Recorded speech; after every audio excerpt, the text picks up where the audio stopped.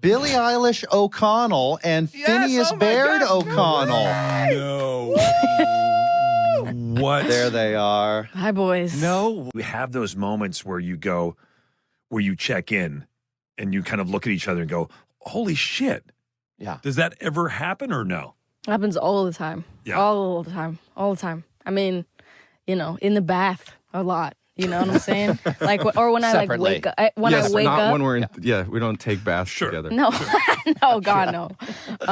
But every day. I mean, multiple times a day when I'm doing random stuff. Boy Bieber he launched like that, right? Yeah. By fans like you of him. Yeah. Correct? Yeah. Don't say your boy Bieber. She loves Biebs. Okay, she might, but just We to say all like love you're on the inside. Yeah, Fuck off, man. Let me tell you something, Arnett. I cried during so demeaning. that Bieber documentary made me cry. Okay, and anybody that likes me Biebs, too. set lists or whatever you call it when you're playing is going to be so fun on the next tour because it's all the songs you didn't get to play on the last one and all People the new go album. crazy. People go crazy. Yeah, I can't. Are you guys like so ready to get out there and play? Oh, I dream about it. It's all I want. You don't want to stay home for another 8 months? No, I don't, Jason. You're talking to a guy in pajamas. Being on stage really is the one thing in my entire life that I've actually felt like I belonged in. Like, what do you attribute your ability to perform in front of an audience? I could not tell you. I think it just depends what type of person you are, but I also kind of feel like some people change and I don't know. I don't really understand. I mean, I have a wild, question isn't for you. what? Are there times where you suddenly are either in the middle of a show or you walk on stage? You know what? And sometimes we're like, I don't belong up here. That would be horrifying. That's a great question. Well, the only time it happened was, I think at the end of 2019. So after I'd had this enormous year, where, I was becoming this, name, which was so random and weird. I, had like a month off of doing shows. It was like Thanksgiving. It was about to be the holidays. And I had this one radio show. And I went on stage and the entire show, I felt like I was pretending to be Billie Eilish. Now that you're there, does it feel like you thought it would be? It's way better. It is better. Oh, that's great. That's great. At this point. What is that? What part are you guys really, really digging? Honestly, the parts that I hated 3 years ago, those are the parts that I'm digging now. Fascinating. I don't know really how that works. What are those parts? What are those parts? Yeah.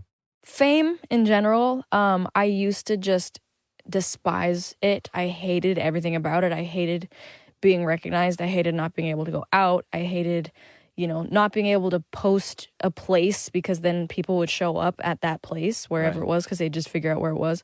I really hated everything about it. And I felt stupid because I was like, wow, I have this thing that like is really cool and people would kill for this. And I don't like it at all. And I was also forgetting that I was really, really depressed, and that can make you hate almost anything. And I don't. Are you guys thinking about areas that might get you outside your comfort zone? Well, yeah, also just performing, too, to piggyback on Jason's question, because you already performed at the Grammys and the Oscars. And the Oscars, we were so nervous. We were terrible at the Grammys and terrible at the Oscars. I disagree. We bombed the only two really big performances we're supposed to do. Yeah, I can't even look at pictures of me performing. I want to puke. Oh my God. Well, you're good actors then. Too. The Oscars we were was so nervous. So scary. The Oscars was the scariest thing because it's the coolest one of them all. Because actors are just classier than musicians. They're just that's so nuts. True. It's such a cliche, right? Like actors get nervous around musicians and musicians get nervous about athletes and athletes if you stay sort of normal and grounded, then you can appreciate all the crazy batshit fun stuff that's happening around it. Oh my God, right? yes. If you get jaded, then it's just like you're yawning on stage. Oh my God, it boggles my mind, the shit that people do. Right. Oh, don't make it normal because then it stops being fun, right? Exactly. You stop being able to call people batshit, you know? Yeah. Right. Right. We were both homeschooled, so we don't know any math. Yeah, that's for sure. Wow. We don't know any academics at all. Yeah. I don't understand anything about the word geometry. Couldn't tell you. Like, I don't even know what it means. Sorry. You're fine. You're not going to need it. Look at Bateman. That's what I'm saying, though. I don't need it. Like, what am I going to do with that? What am I going to do with pi? Do you guys start to make each other laugh privately by answering the same question with a clearly different answer that only you both know is total BS?